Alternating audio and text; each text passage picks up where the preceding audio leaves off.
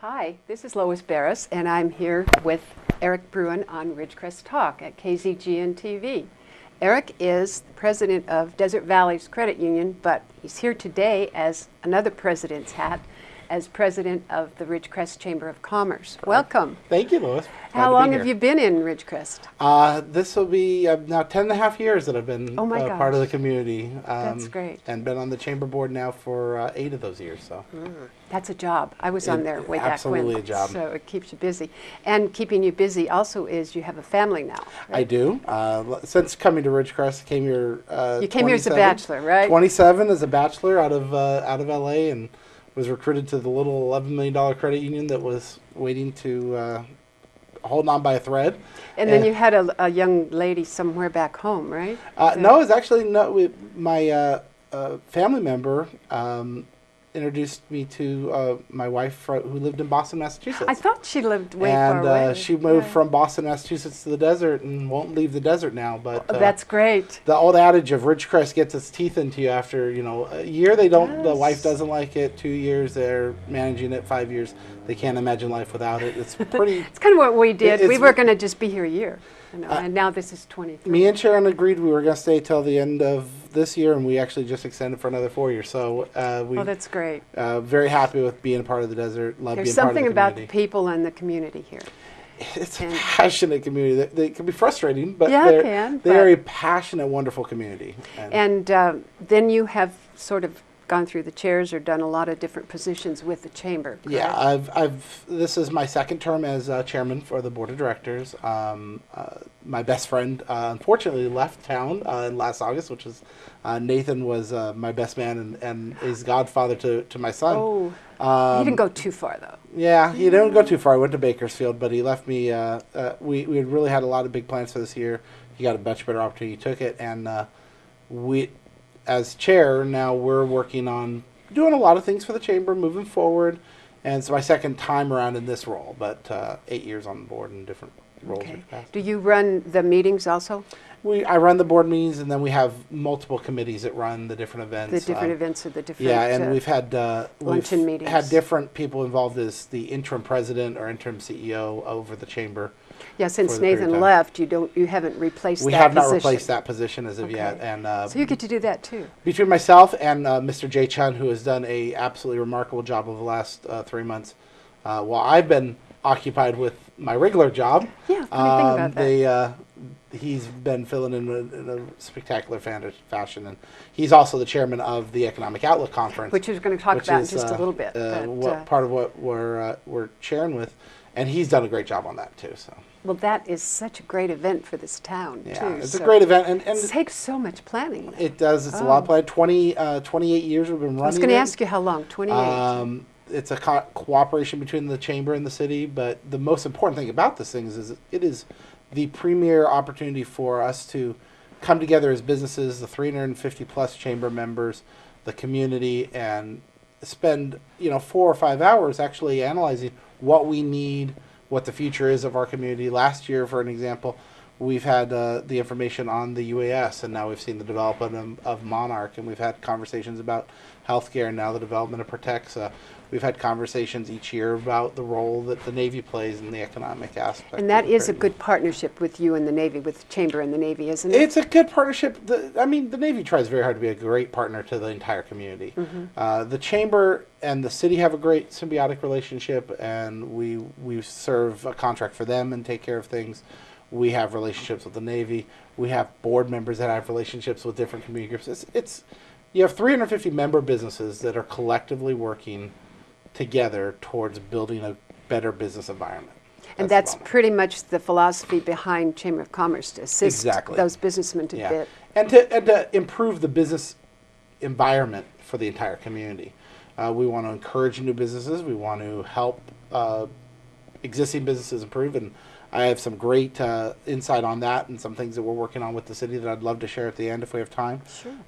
And more importantly is also keep those businesses properly politically advocated, ensure that they're protected, and be a value to them. I was talking to somebody else and I tried to explain that, think of the chamber like the shovel to the gardener. It's a tool Okay. to the business in being better in their business. Good analogy.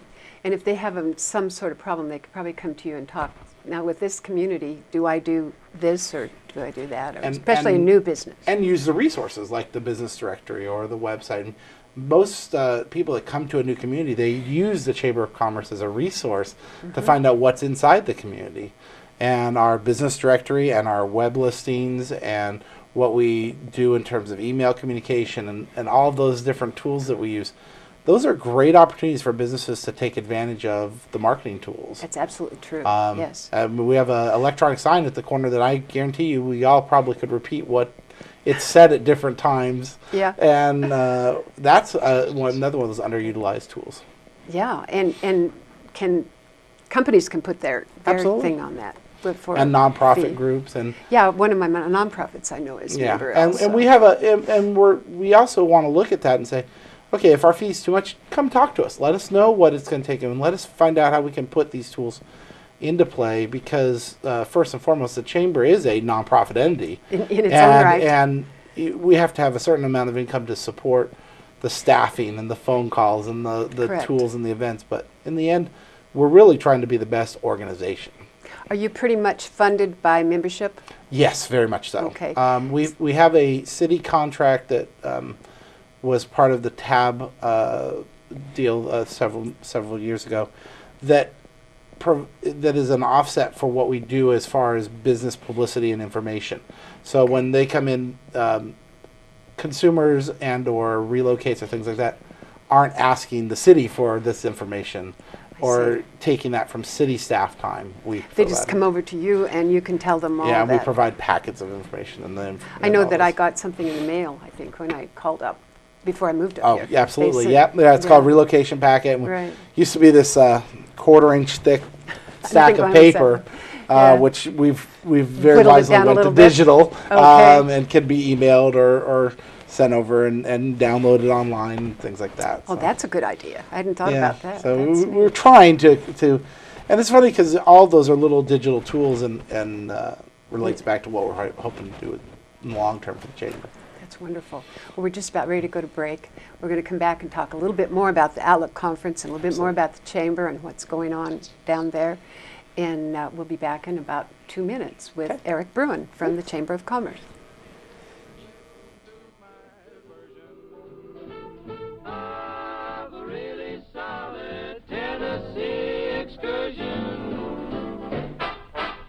Pardon me, boy, is that the Chattanooga Choo-Choo? Yes, yes.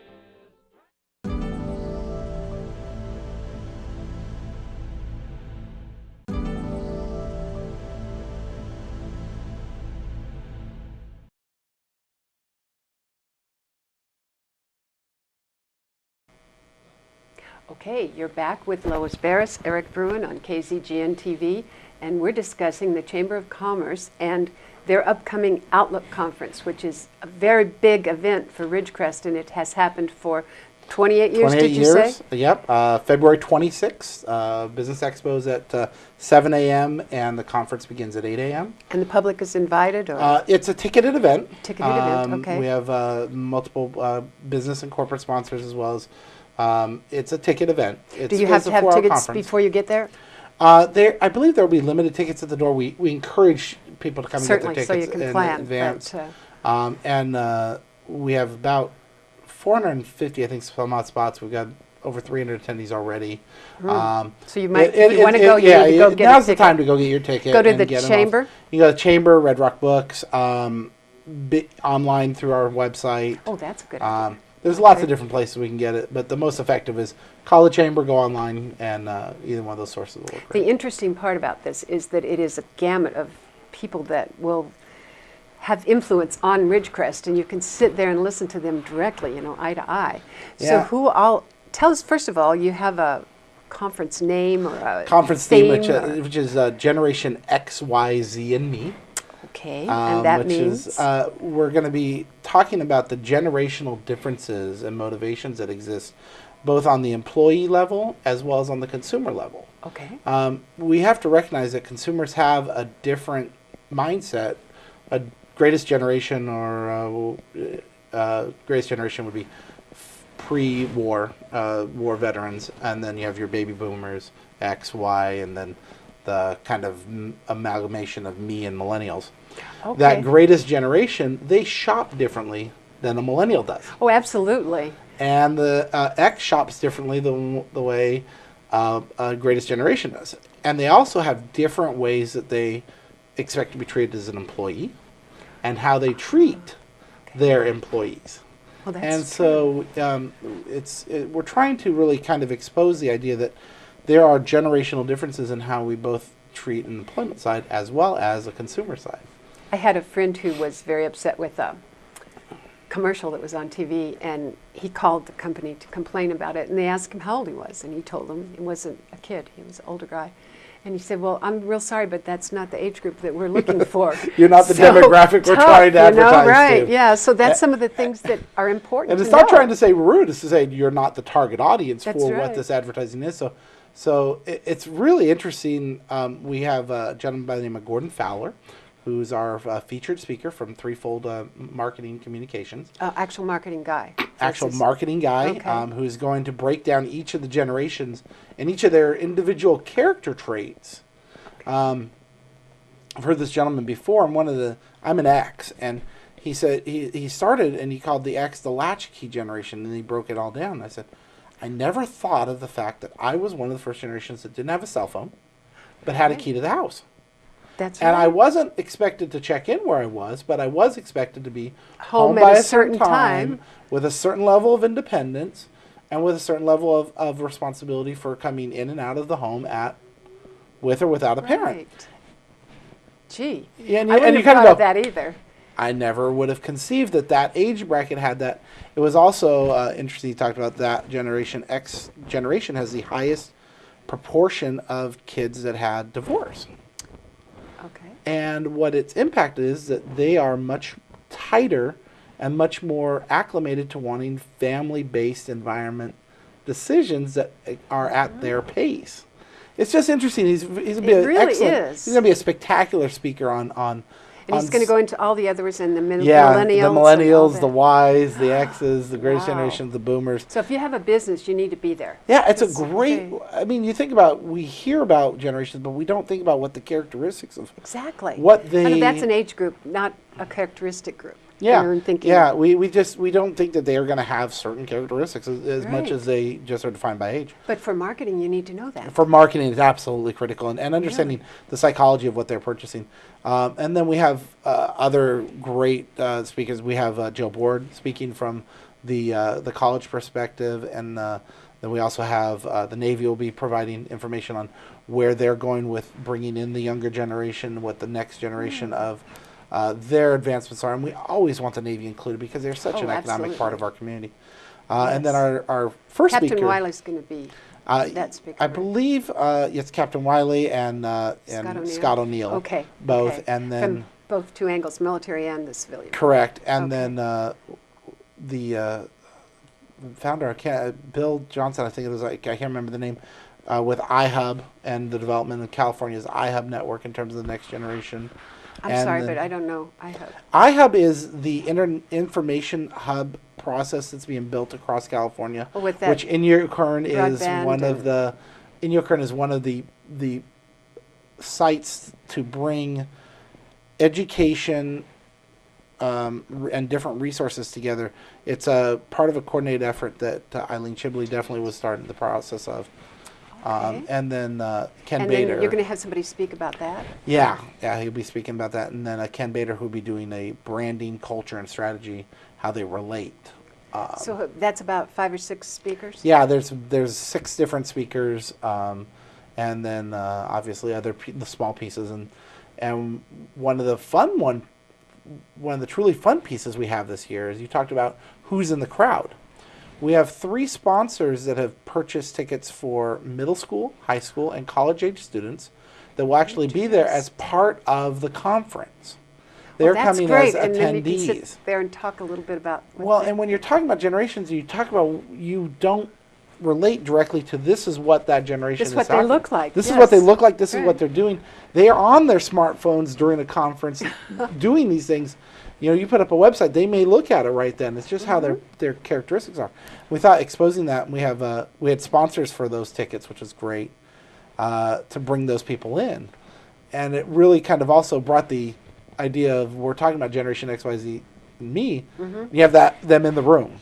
So that's how you came up with the theme too, is that you wanted to get this to everybody, And and we're now getting you can across the actually board. have them in your audience. I And- like that. And one of the That's last great. things we have to do is O'Neill Dynamics, Justin O'Neill, was working with the chamber, and he's creating a video series of questions and interviews about those characteristics, about consumer characteristics that we'll be playing out in different portions of the conference. Kids be able to say, I don't think so. Or Yeah, well, the key is that you take the same question, you ask different age groups, and you get to see different answers too. the disparity in answers. Exactly. And sometimes that just is enough of a clue that there really is a disparity that we don't Okay, hold that conceptualize. thought. Okay. We're going to go to a break again. We'll be back in about 2 minutes, and we're going to finish up talking about this and get you come back.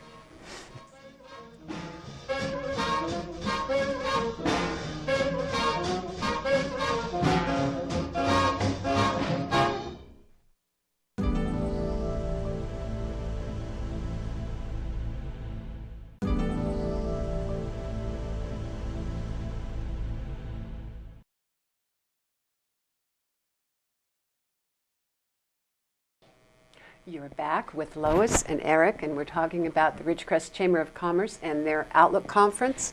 We were just discussing some of the speakers. Did we get pretty much through all the Yeah, I speakers? think we covered all the speakers. The Business Expo also is that morning. They from start kind of early, like 7 7 o'clock. a.m. Yeah. 7 a.m. to 8 a.m.